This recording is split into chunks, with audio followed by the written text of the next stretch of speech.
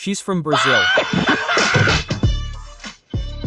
She's a Brazilian model. Rahul Gandhi and Dhruv have one thing in common. They're both after the BJP. Rahul Gandhi showed a video of a Brazilian model who has come to India and voted multiple times. Who is this lady? How old is she? Which state does she come from? What's your name? Can anyone try? Where is she from? Try.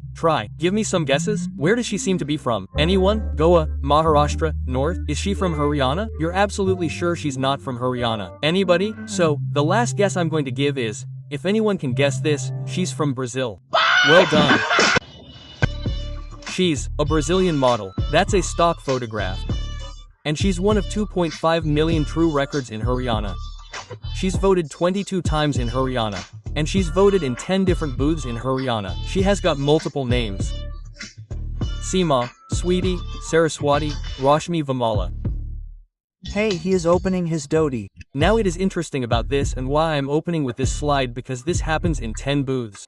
That means that this is a centralized operation. Dhruv always makes videos on Modi.